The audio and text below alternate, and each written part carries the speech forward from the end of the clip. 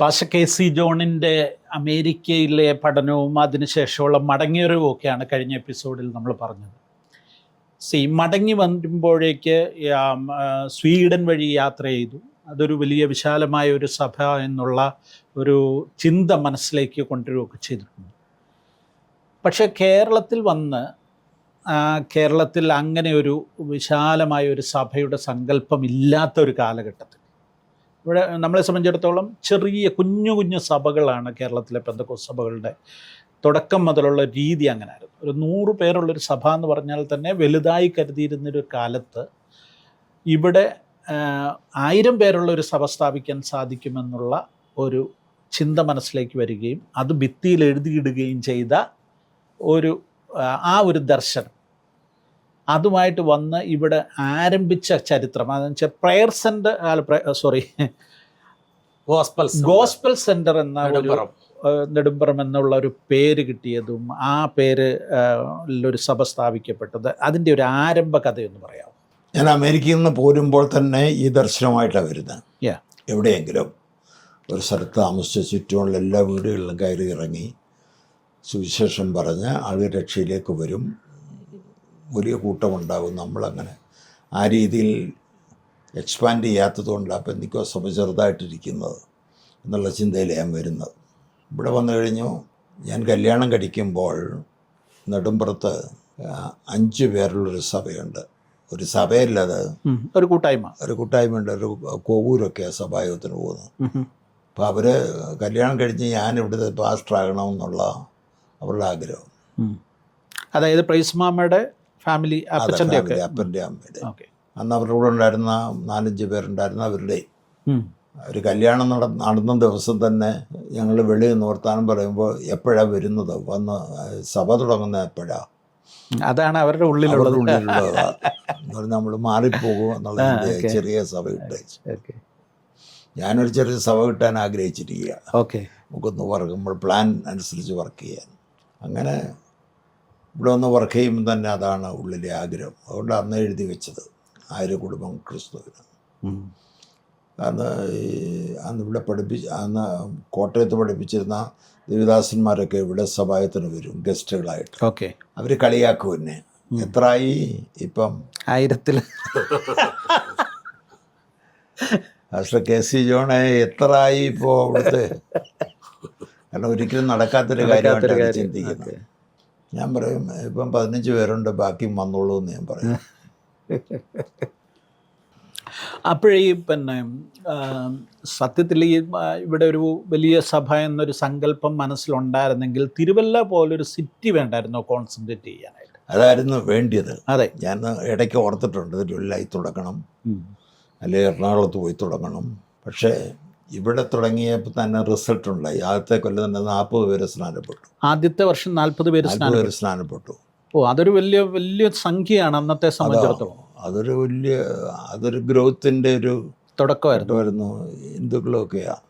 അതെ, എങ്ങനെയായി അത്രയും പേരെ ഇത് ഓപ്പറേഷൻ എങ്ങനെയായിരുന്നു? ഞാൻ എല്ലാ രാത്രിയിലും യോഗം വെച്ചിരുന്നു. എല്ലാ രാത്രിയിലും യോഗം. യോഗത്തിന് തമ്പറ് കൊണ്ടുപോകേണ്ട ഞാനാ, പെട്രോമാക്സ് കൊണ്ടുപോകേണ്ട ഞാനാ.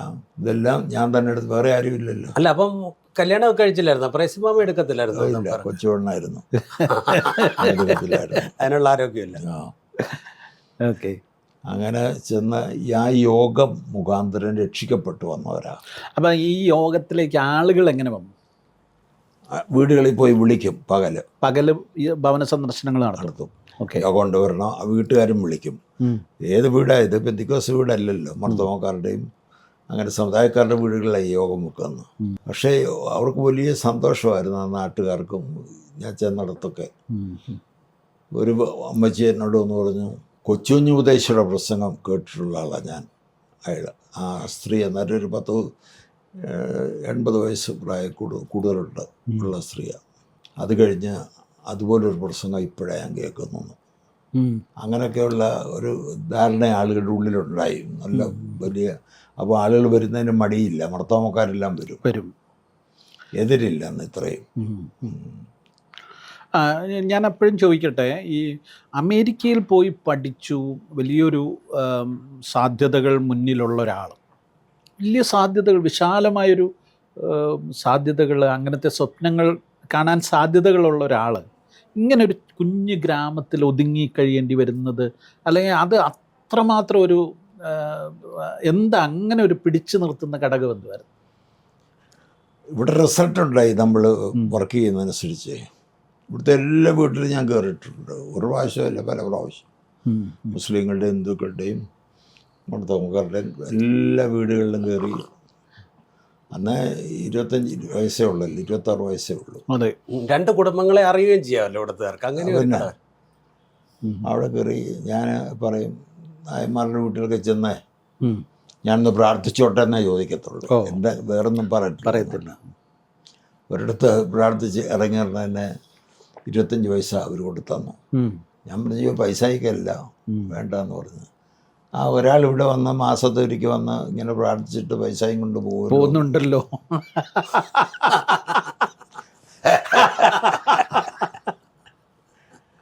അപ്പോഴാ നമുക്ക് മനസ്സിലായത് ഇവിടെ അങ്ങനെ നടക്കുന്നവരുണ്ടേ. അവരങ്ങനെ ആ കൂട്ടത്തിൽ ഒരാളായിട്ടാണ് കരുതിയത്.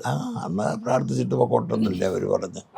അപ്പോൾ ദേശത്ത് തന്നെ ഈ ദേശത്ത് പട്ടക്കാരെന്നുള്ളൊരു സങ്കല്പവും നമ്മുടെ അപബോധ മനസ്സിൽ കാണുമല്ലോ. ദേശത്ത് തന്നെ നമ്മൾ ശുശ്രൂഷ ചെയ്യുക, അത് കുറച്ചുകൂടെ അംഗീകാരം കിട്ടും, നമുക്ക് കുറച്ചുകൂടെ ആക്സസബിൾ ആണെന്നത് കാണുമല്ലോ. അല്ല, നമുക്കിവിടെ എളുപ്പമായിട്ട് എനിക്ക് തോന്നി.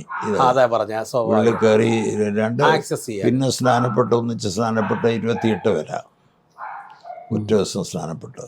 28 പേർ ഒന്നിച്ച് സ്നാനപ്പെട്ടു. എന്നതാ സുധീർ വർഗീസൊക്കെ ഉള്ളത്. Okay pastor Sudheer Varghese. ആദ്യ ഫലങ്ങളിൽ ഒരാളാണോ സുധീർ? അതെ, സുധീർ, ഷാജി, മാറിപ്പോയ ഷാജിയൊക്കെ അതിൽപ്പെട്ട. അങ്ങനെ നമുക്ക് നല്ല പ്രോത്സാഹനമില്ലേ, പിള്ളേരൊക്കെ അല്ലേ ചെറുപ്പം. Gospel centre പേരിട്ടായിരുന്നോ? അന്നാ ഇട്ടേക്കുന്ന ആദ്യം ഇട്ടതാ ഗോസ്പൽ സെന്റർ എന്ന് തന്നെ പറഞ്ഞോളൂ. ഇത് ഉദ്ഘാടനം ചെയ്യാൻ വന്ന CK ഡാനിയല. പുള്ളി ചോദിച്ചു എന്ത് പേരാ ഇടുമെന്ന് പറഞ്ഞു. നമ്മൾ ഗോസ്പൽ സെന്റർ. അതല്ല മോനെ, ആ ഗോസ്പൽ സെന്ററിന് എന്ത് പേരിടണം, ബദേലെന്നോ മറ്റേ. പൊതുവെ IPSലെ ഒരു രീതി എന്ന് പറഞ്ഞാൽ ഹെബ്രോൻ, ബദേൽ, അതൊക്കെ ഞാൻ പറഞ്ഞു വേണ്ട, വെറും ഗോസ്പൽ സെന്റർ മതി. ഞാൻ പറഞ്ഞു മതി. അങ്ങനെ ഗോസ്പൽ സെന്ററിൻ്റെ പേര് അന്ന് പുള്ളി ഉദ്ഘാടനം ചെയ്തത്. അന്ന് വേറെ ആരും ഇട്ടിട്ടില്ലാത്തൊരു പേരാണ്. അതെ, അത് ഭയങ്കര ഒരു ഇമേജ് സൃഷ്ടിച്ചില്ലേ ഗോസ്പൽ സെന്റർ നെടുമ്പ്രം PO. അതെ, അത് പക്ഷേ ഗോസ്പൽ സെന്റർ പിന്നീട് ഏതെല്ലാം പ്രസ്ഥാനങ്ങളുടെ ഒരു മാതൃഗ്രഹമായിട്ട് മാറിയത്. Bible school, magazine, publishing, revival centre, church, prayer centre, എന്തെല്ലാം പരിപാടികൾക്ക്. പിന്നെ കൂടെ വെള്ളപ്പൊക്കം ഉണ്ടാകുന്നൊരു സെൻ്ററായിരുന്നു. കുട്ടനാടല്ലേ ഇവിടെ വെള്ളം കയറും തന്നെ. എല്ലാം ഞാൻ ഇവിടെ ഈ സ്ഥലം വാങ്ങിക്കുമ്പോൾ നമുക്കറിയത്തില്ല എത്തറ്റം വെള്ളം വരുമെന്ന്. ഇവിടെയുള്ളൊരു വിശ്വാസിയാണ് സഹായിച്ചത് വാങ്ങിക്കാൻ. അയക്കും അറിയത്തില്ല. അവരെല്ലാം പറഞ്ഞനുസരിച്ചാണ്. അടുത്ത വീട്ടുകാരൻ അയാളെ പഴയ പണ്ട് മുതൽ അന്ന് ഇപ്പം എന്താ മരിച്ചുപോയി. അങ്ങേരോട് ചോദിച്ചാൽ അങ്ങേര് പറഞ്ഞ അളവാ ഇതിൻ്റെ പൊക്കത്തിനൊക്കെ ഉപയോഗിച്ചാൽ.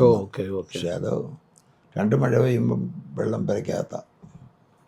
അപ്പം ഇവിടം വിട്ടു പോകണം എന്നൊരു തോന്നൽ ഈ വെള്ളപ്പൊക്കമൊക്കെ ഉണ്ടായപ്പോഴും ഉണ്ടായിട്ടില്ലേ? സഭയെ വിടാൻ മനസ്സില്ലാതായി. അതുകൊണ്ടാണ് പോഞ്ഞ്. സഭയോടുള്ള സ്നേഹം, അവർക്ക് നമ്മളോടുള്ള സ്നേഹം. തിരുവല്ലായിൽ ടൗണിൽ സ്ഥലമെടുത്ത് അങ്ങോട്ട് മാറണമെന്ന് പല പ്രാവശ്യം ഞാൻ ആഗ്രഹിച്ചു. അന്ന് തിരുവല്ല ഡിസ്ട്രിക്ട് കമ്മിറ്റിയിൽ സെക്രട്ടറി ഞാൻ. അപ്പോൾ ഞാൻ തന്നെ മ്യൂറീസിനോട് പറഞ്ഞു തിരുവല്ലയിലോട്ട് മാറാൻ ആഗ്രഹിക്കുക. പുള്ളി ചോദിച്ചു അവിടെ ഏത് സഭയാണ്? നമ്മൾ KP കുര്യൻ്റെ സഭയല്ലേ? ഞാൻ പറഞ്ഞ ഒരു സഭയല്ല, പുതിയൊരു സ്ഥലം എടുത്ത് പ്രവർത്തനം ആരംഭിക്കാമെന്ന് വിചാരിക്കുകയെന്ന് പറഞ്ഞു. പുള്ളി ഒരു തമാശയായിട്ടേ കരുതിയുള്ളൂ. അതുകൊണ്ട് ഞാൻ പിന്നെ ഇവിടെ തന്നെ കണ്ടിന്യൂ ചെയ്ത്. ഇവരെ വിട്ടേച്ചു പോകാനുള്ള മനസ്സില്ലാത്തതുകൊണ്ട്. അതുപോലുള്ള ആത്മസ്നേഹമായി ഈ ആളുകൾ, അന്നത്തെ അമ്മച്ചിമാർ.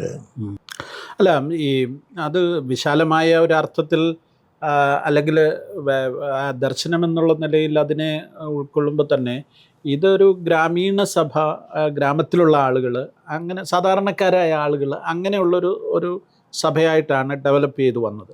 ആളുകൾ ഒത്തിരി പേര് വന്നു ഈ ഗ്രാമത്തിൽ നിന്ന്, അല്ലെങ്കിൽ ഇതിൻ്റെ ചുറ്റുവട്ടത്തുള്ള ഗ്രാമങ്ങളിൽ നിന്നൊക്കെ ധാരാളം ആളുകൾ വന്ന് സഭ വളർന്നു എന്നുള്ളത് വാസ്തവമായിരിക്കുമ്പോൾ തന്നെ അന്നത്തെ ആ ദർശനവുമായിട്ട് ഏതെങ്കിലും ഒരു പട്ടണത്തിലായിരുന്നെങ്കിൽ പല മടങ്ങായിട്ട് വന്നേനെ. അല്ല, അന്ന് അച്ഛനിത് തുടങ്ങുമ്പോൾ തിരുവല്ല ടൗണും വലിയൊരു സിറ്റി അല്ല. ഞാൻ ആൾക്കാർ അമേരിക്കയ്ക്ക് പോകാൻ വേണ്ടി വിസ കിട്ടിക്കഴിഞ്ഞ് ഈ പാസ്റ്റർമാരുടെ അടുക്ക യാത്ര പറയാൻ പോയി. KJ ഷൗമൽ എന്ന് പറയുന്ന പാസ്റ്റർ, IPCയിലെ പ്രധാനപ്പെട്ട ആൾ, ഞങ്ങളുടെ ബൈബിൾ സ്കൂളിൽ എബ്രഹാം ബൈബിൾ കോളേജിൽ അന്ന് പ്രിൻസിപ്പാൾ, സെക്രട്ടറിയാണ്. അമേരിക്ക പോവല്ലേ പറഞ്ഞു. അത് ഞാൻ തിരിച്ചു വന്ന് ഇവിടെ തന്നെ പ്രവർത്തിക്കാനാണ് പാസ്റ്റർ എന്ന് പറഞ്ഞു. തിരിച്ചു വന്ന് ഏതെങ്കിലും സിറ്റിയിലല്ലേ പോകത്തുള്ളൂ, ഇവിടുത്തെ ഗ്രാമങ്ങളിലാണ് വേണ്ടത് പാസ്റ്റർമാർ. അമേരിക്കയിലൊക്കെ പോയാൽ പിന്നെ തിരിച്ച് വലിയ സിറ്റിയിലേക്കേ നിങ്ങൾ പോകത്തുള്ളൂ. ആ വാചകം എൻ്റെ മനസ്സിൽ കിടന്നു. അയാളൊരു നമ്മളെ ഒരു ഡൗൺ ആക്കുന്ന പോലെ പറഞ്ഞു. അങ്ങനെ സിറ്റി പോകണ്ടെന്ന് ഞാൻ തീരുമാനിച്ചു. പിന്നെ ദൈവം ഉപയോഗിച്ചു. അതുകൊണ്ട് ഞാൻ പ്രധാനമായിട്ട് കൂടുതൽ അങ്ങോട്ട് ചിന്തിച്ച് കുറച്ച് നാൾ അവിടെ പോയി സ്ഥലമൊക്കെ നോക്കി തരുമല്ലേ. ഈ അമേരിക്കയിൽ നിന്ന് മടങ്ങി വന്ന ആളുകൾ വളരെ കുറവാണ് പോയിട്ട്. പാസ്റ്റർ ബെഞ്ചമിൻ വർഗീസ് ഉണ്ട്, പാസ്റ്റർ KC ജോൺ ഉണ്ട്. അങ്ങനെ അമേരിക്കയിൽ പോയി പഠനം നടത്തിയ ശേഷം മടങ്ങി വന്ന് ഇവിടെ ഒരു പ്രാദേശികമായ സഭയുടെ പാസ്റ്ററായിരുന്നു, ഗ്രാമത്തിൽ സ്വന്തം നാട്ടിൽ പ്രവർത്തിച്ച് അങ്ങനെ പ്രവർത്തിച്ച ആളുകളുടെ ഒരു മാതൃക പോലും നമുക്ക് എടുത്തു കാണിക്കാനില്ല. പ്രത്യേകിച്ച് 70-കൾ 80-കളിലൊക്കെ. അതെ, ഇപ്പം പിന്നെ അതൊരു വിഷയമല്ല, വേറൊരു വിഷയമാണ്. ഇപ്പോഴും പോകുന്നവരാരും തിരിച്ചു വരുന്നില്ല കേട്ടോ.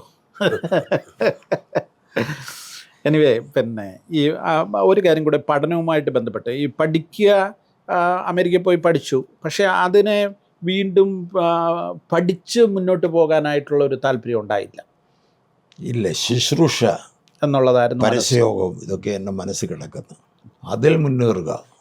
അമേരിക്കയിൽ തന്നെ ഞാൻ പഠിക്കുമ്പം അത് കഴിഞ്ഞ എപ്പിസോഡിൽ നമ്മൾ പറഞ്ഞായിരുന്നു. അതല്ലാതെ സഭകളിൽ, അടുത്തുള്ള സഭകളിലെല്ലാം പോയി പ്രസംഗിക്കുമായിരുന്നു.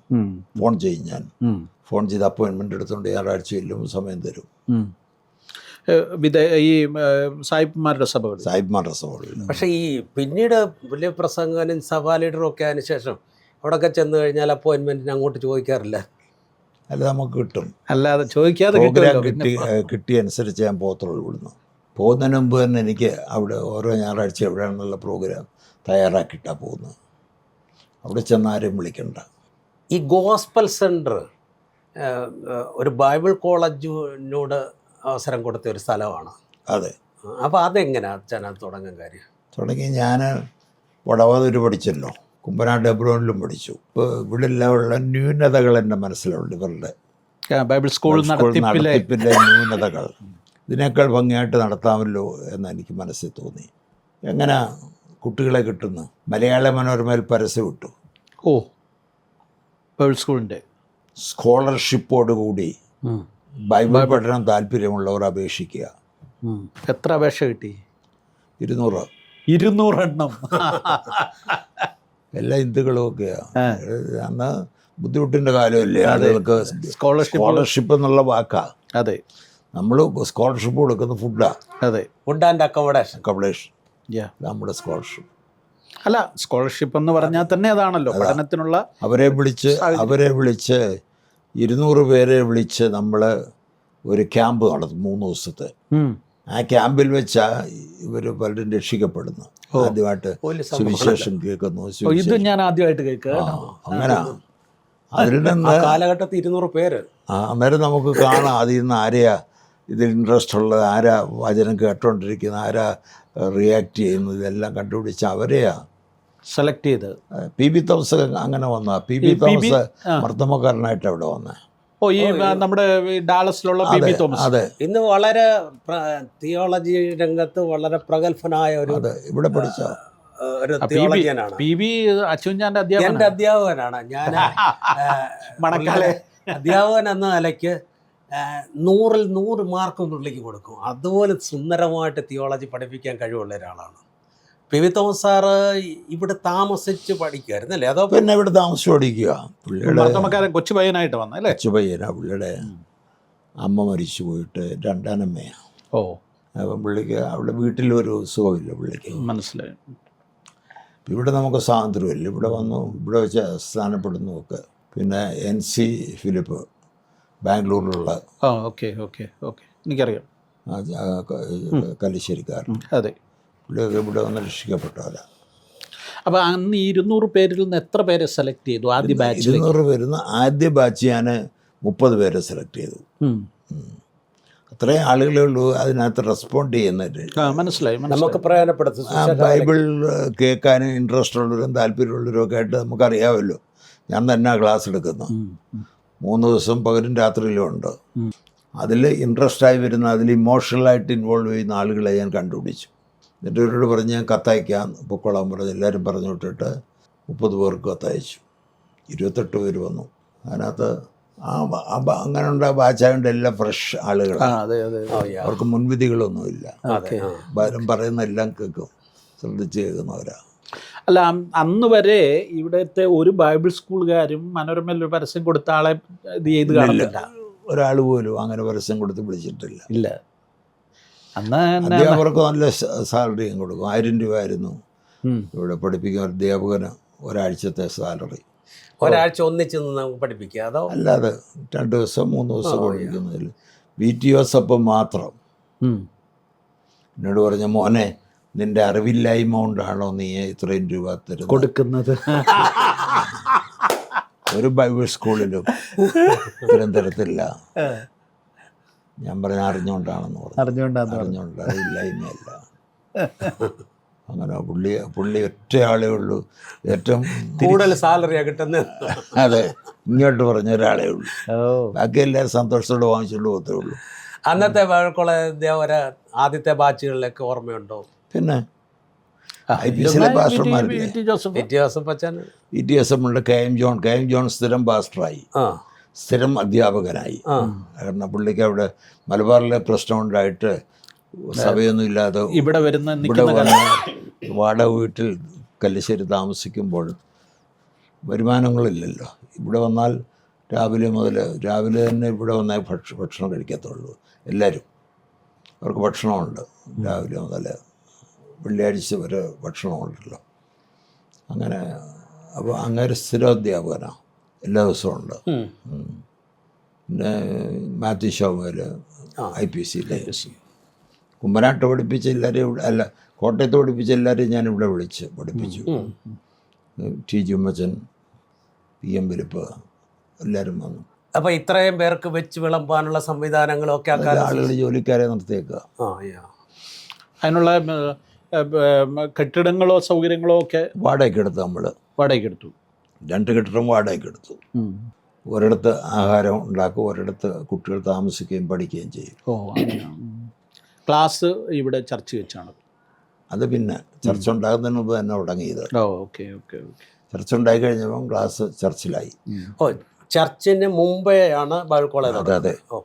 അപ്പോൾ ഈ ബൈബിൾ സ്കൂൾ വിദ്യാർത്ഥികളെ സഭാ വളർച്ചയ്ക്ക് ഉപയോഗിക്കാനും പറ്റി. അതെ, അവരെ ഭവനങ്ങളിൽ പോയി, വീടുകൾ തുറന്നു പോയി. ഇതിൻ്റെ ഭാഗമാണല്ലോ, പഠനത്തിൻ്റെ ഭാഗമാണ്. പ്രാക്ടിക്കലായിട്ട് ഞാൻ പഠിച്ച ബൈബിൾ കോളേജിൽ അമേരിക്കയിൽ അവർ വിടുമായിരുന്നു ഞങ്ങളെ. മാസത്തിൽ 1 ദിവസം പഠന സന്ദർശനം പോകണം. അങ്ങനെ ഉണ്ടായിരുന്നു അവിടെയും. ബൈബിൾ സ്കൂൾ എത്ര വർഷം നടത്തി? 10 കൊല്ലം.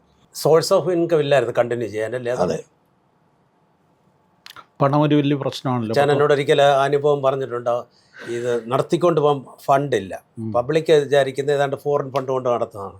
അവസാനം ഒരു കപ്പ ഇട്ടിരിക്കുന്നിടത്ത് പോയി, വാഴ അതിൻ്റെ ഇടയ്ക്ക് പോയിരുന്ന് കരഞ്ഞ് പ്രാർത്ഥിച്ചിട്ട് സ്വയം ഒരു തീരുമാനം എടുത്തു. ഇനി ദൈവം എനിക്ക് എന്തെങ്കിലും പണം തരികയാണേലും ഞാൻ ഇൻവെസ്റ്റ് ചെയ്യത്തുള്ളൂ. അതിപ്പോഴും ഓർക്കുന്നുണ്ടോ അങ്ങനെയൊക്കെ പറഞ്ഞു.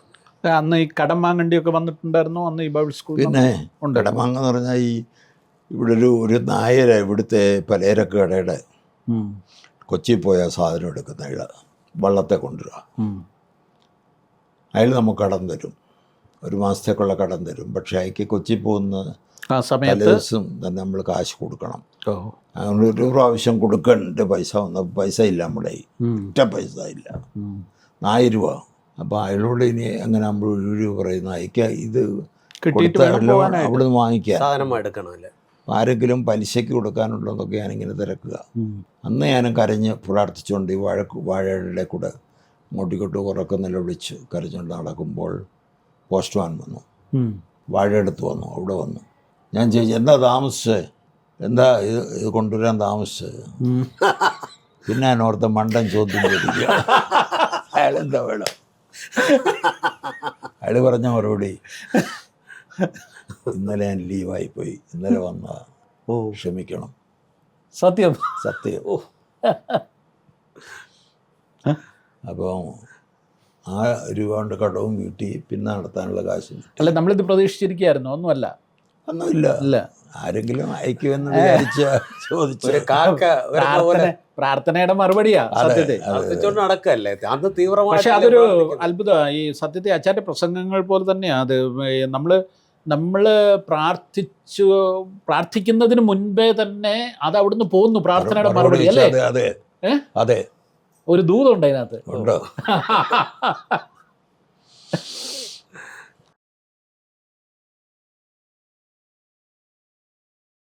നിങ്ങളുടെ മക്കൾക്ക് വിവാഹപ്രായമായോ? ഹല്ലേലൂയ മാട്രിമോണിയൽ നിങ്ങളെ സഹായിക്കുന്നു. വിശ്വാസികൾക്ക് ജീവിത പങ്കാളിയെ കണ്ടെത്തുവാൻ ഏറ്റവും ഫലപ്രദവും സുരക്ഷിതവുമായ മാർഗമാണിത്. 2 മാർഗങ്ങളിലൂടെയാണ് നിങ്ങളുടെ മക്കളെക്കുറിച്ചുള്ള വിവരങ്ങൾ 10,000-കണക്കിന് ആളുകളിലേക്ക് ഞങ്ങൾ എത്തിക്കുന്നത്. ഒന്ന്, ഹല്ലേലൂയ ഓൺലൈൻ. നിരന്തരം ക്രിസ്തീയ വാർത്തകൾ 100 വാട്സപ്പ് ഗ്രൂപ്പുകൾ വഴി 10,000-കണക്കിന് വായനക്കാരിലേക്ക് എത്തുന്നു. ആ വാർത്തകളോടൊപ്പം നിങ്ങളുടെ മാട്രിമോണിയലും ഉൾപ്പെടുത്തുന്നു. 2, കഴിഞ്ഞ 30 വർഷമായി പ്രസിദ്ധീകരിക്കുന്ന ഹല്ലേലൂയയുടെ പ്രിന്റ് എഡിഷൻ ഉണ്ട്. ആ പ്രിന്റ് എഡിഷനിലും ഈ മാട്രിമോണിയൽ അതുപോലെ തന്നെ ഉൾപ്പെടുത്തുന്നു. ഈ 2 മാർഗങ്ങളിലൂടെ 10,000-കണക്കിന് വായനക്കാരിലേക്ക് വളരെ പെട്ടെന്ന് നിങ്ങളുടെ മാട്രിമോണിയൽ എത്തുമ്പോൾ ആലോചനകൾ നിങ്ങളെ തേടി വരും. അതിൽ നിന്ന് ഏറ്റവും അനുയോജ്യമായത് പ്രാർത്ഥനാപൂർവം നിങ്ങൾ തിരഞ്ഞെടുത്താൽ മാത്രം മതിയാകും. അതുകൊണ്ട് വൈകണ്ട. ലോകത്തിൻ്റെ ഏത് കോണിലിരുന്നാണെങ്കിലും നിങ്ങൾക്ക് രജിസ്റ്റർ ചെയ്യാം. ഈ സ്ക്രീനിലുള്ള ഫോൺ നമ്പറിലേക്ക് നിങ്ങളുടെ മക്കളുടെ ബയോഡേറ്റയും ഫോട്ടോയും അയയ്ക്കുക. ഇന്ന് തന്നെ രജിസ്റ്റർ ചെയ്യുക. എത്രയും വേഗം നിങ്ങളുടെ മക്കളുടെ വിവാഹം നടക്കട്ടെ എന്ന് പ്രാർത്ഥിക്കുന്നു.